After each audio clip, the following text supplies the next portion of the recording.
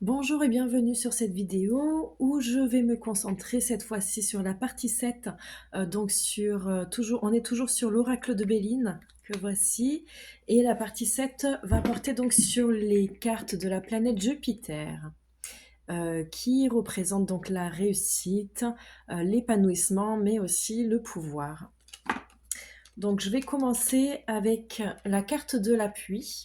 Voilà, donc on voit que cette carte représente un aigle royal, voilà, de couleur violette, avec une couronne dorée. Donc on voit ici, il y a une notion quand même de pouvoir, de je commande, voilà.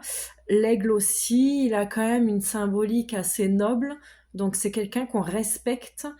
Ici, c'est quelqu'un à qui on montre du respect, parce qu'il a de la valeur. Appui, donc cette carte représente quelqu'un qui nous aide, en fait, un aidant. Donc on voit cet aigle, il a les épaules larges, c'est quelqu'un sur qui on peut se reposer. On peut poser sa tête sur son épaule, entre guillemets, on peut se confier à cet aigle-là, on peut s'appuyer dessus. Donc dans le couple, en amour, on peut parler d'un partenaire vraiment sur qui on peut on- avec qui il y a du soutien, beaucoup de soutien, et avec qui il y a de l'aide, il est là, il nous aide. Professionnellement, on peut parler pareil d'un mentor, d'un coach, d'un responsable qui nous aide. Dans la santé, ça peut parler d'un médecin, un psychologue, quelqu'un encore qui nous aide, qui nous appuie dans toute démarche, voilà. Si ça concerne pas ces domaines-là ou autre chose, en tout cas, cette carte représente quelqu'un qui est présent dans votre entourage, qui a de la couleur violette, on le voit, qui a toutes les connaissances, les moyens, les capacités, peut-être qu'il a fait les études pour vous répondre, ou qu'il a les moyens, les clés, les connaissances, l'argent. Il a quelque chose que vous n'avez pas pour vous aider. Donc si vous tombez sur cette carte, dites-vous qu'il y a un truc, si vous bloquez, vous ne pourrez peut-être pas y arriver tout seul.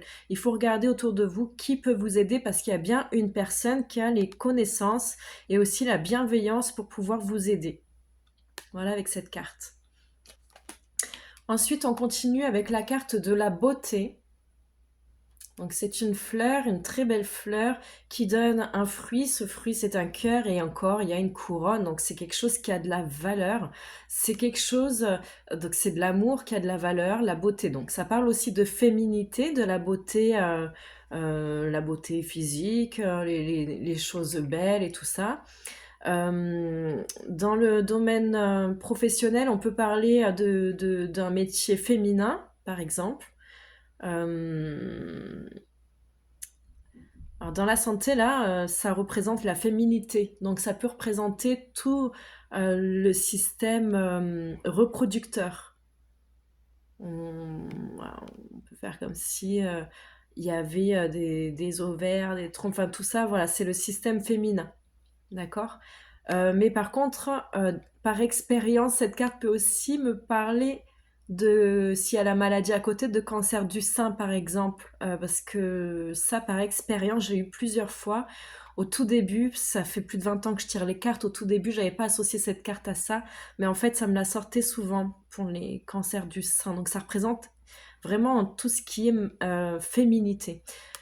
Ensuite, on peut voir la féminité qui s'épanouit. Ça, c'est une carte d'épanouissement, hein, donc ça représente une fleur qui pousse lentement et qui est fragile. Ça représente aussi la féminité, donc tout ce qui est la douceur, la sensibilité, l'émotionnel. Là, ici, on est dans quelque chose de très beau, très qui a de la valeur, mais fragile quand même.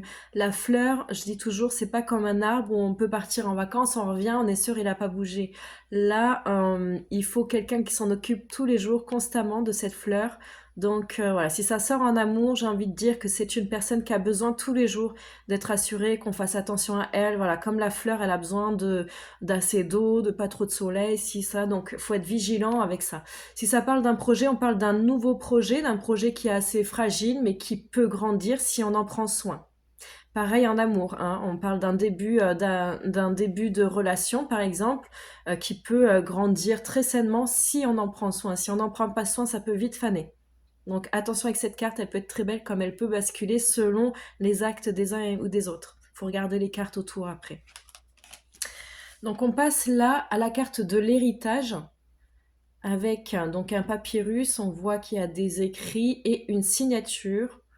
Donc ici on voit, oula, j'ai oublié le nom, un sablier, pardon, et une tête de mort, voilà. Parce qu'on parle d'héritage, donc bien sûr, là on va parler de nos ancêtres. Donc ça peut parler d'un héritage qui tombe, hein, par notre famille. C'est pas forcément aussi dû à quelqu'un qui meurt, ça peut être quelqu'un de vivant de votre famille qui vous lègue quelque chose, parce que la famille peut aussi léguer quelque chose de son vivant. Dans ces cas-là, hein, c'est un héritage aussi, même si la personne n'est pas encore décédée. Bon, ça, en tout cas, on parle d'un don familial ici. Sinon, cette carte au niveau professionnel peut me parler d'un contrat. Ici, s'il y a un changement à venir avec un contrat, un papier signé, ça peut être un bail, un déménagement, un bail, un contrat, ça peut être un crédit à la banque, en tout cas quelque chose qu'on officialise, qu'on signe. Ça peut être un entretien d'embauche, là, un contrat qu'on signe, un contrat de travail. Si c'est à côté de l'union, tout ça, là, on parle de mariage, hein, un amour qui s'officialise, où on l'écrit, on signe. Donc, ça parle de contrat de mariage, tout comme ça peut me parler de la famille. Ça peut aussi me parler dans la santé, l'héritage d'une maladie héréditaire, pourquoi pas.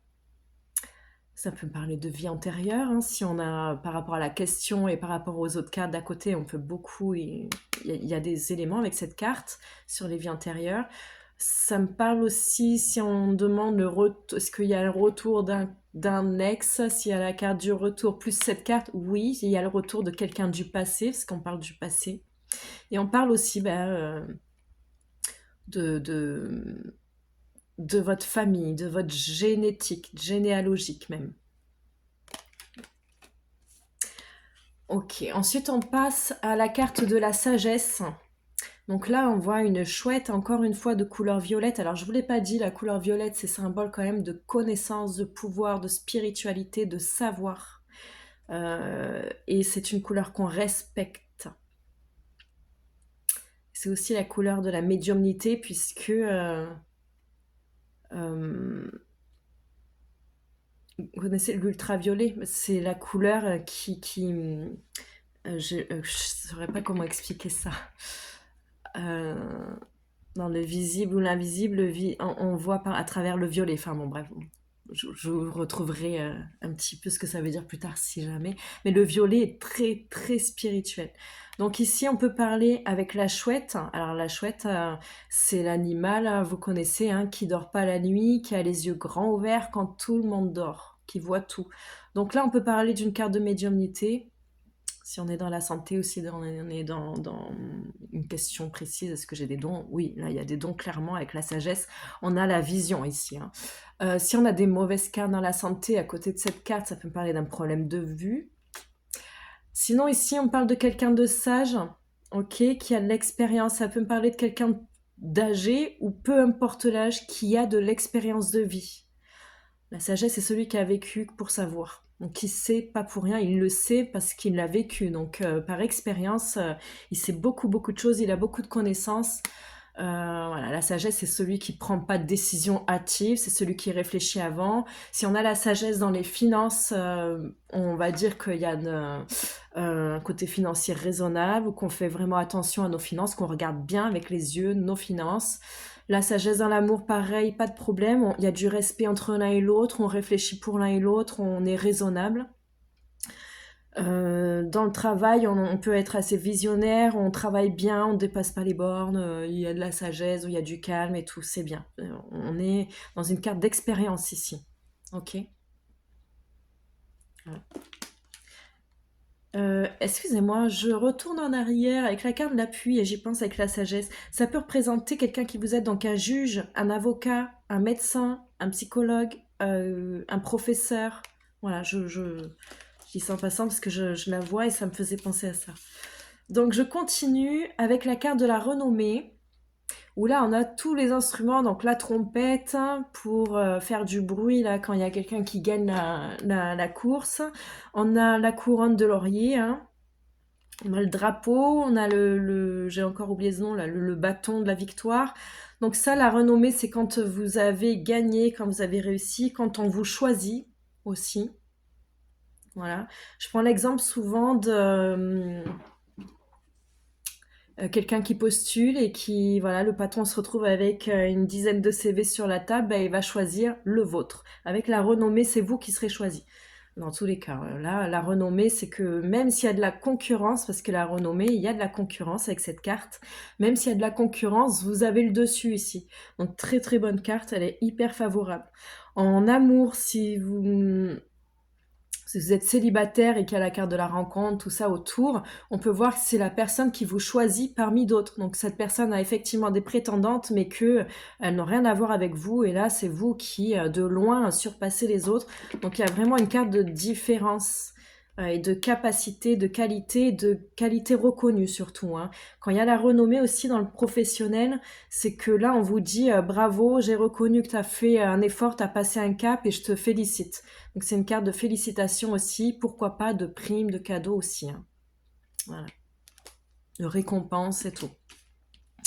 Donc ensuite, on a la carte du hasard, donc ça représente une roue, hein, avec des ailes d'ange et une couronne. Donc encore une fois, on parle de quelque chose de précieux. Donc le hasard, c'est tout ce qui arrive par hasard. Donc si on parle d'amour, là, on va parler, avec des cartes de rencontre autour, bien sûr, on va parler d'une rencontre par hasard, donc qui n'est pas préméditée avant, qui n'a pas été programmée, où on s'y attend vraiment pas, ça tombe. C'est une carte aussi de chance, c'est vraiment la carte de quand on gagne le jackpot au loto, hein, donc c'est pas mal. Et avec ces ailes d'ange, on parle aussi de haute protection, de protection divine, de vraiment où on passe à côté d'un truc et on se dit putain, j'ai eu de la chance. Même s'il y a la carte d'accident ou quoi à côté, on se dit j'ai failli y passer. Mais avec cette carte, on frôle le pire et puis on se retrouve dans une situation hyper bénéfique. Et pareil, s'il y a des événements vraiment perturbants à côté, on va dire que ça va être un mal pour un bien. Avec cette carte, c'est une chance que ce se soit passé comme ça parce que ça va vous emmener vers quelque chose de mieux. Là, il faut être guidé, il faut se laisser guider. N'hésitez pas à faire des prières, à remercier avec cette carte. La carte de hasard, elle est très très bonne. Et on va terminer par la carte du bonheur. Donc là, on voit un nuage, une main, donc c'est une main qui sort du ciel, c'est une main divine, c'est le ciel qui vous envoie une étoile précieuse, encore une fois, avec la couronne, hein. On vous envoie le bonheur, donc profitez-en là avec cette carte, il y a vraiment une période favorable qui arrive, une période de bonheur. Mais attention, ça c'est la carte toute seule. Par exemple, si j'ai la carte de la stérilité à côté, du bonheur, là ça veut dire qu'il y a un manque de bonheur. Faut vraiment vraiment lire les cartes autour, ok? Mais cette carte toute seule veut dire qu'il y a un moment de bonheur à venir, il faut vraiment en profiter, parce que quand il y a des moments de bonheur, souvent on ne se dit pas que c'est précieux, alors que chaque instant de bonheur est précieux. Quand on bascule vers le malheur, on s'en rend compte, et c'est que quand on a vécu, entre guillemets, le mal, qu'on se rend compte du bonheur. Là, pour tout le monde, il faut être reconnaissant avec cette carte. Voilà. Si on traverse une période difficile, ça arrive, le bonheur arrive.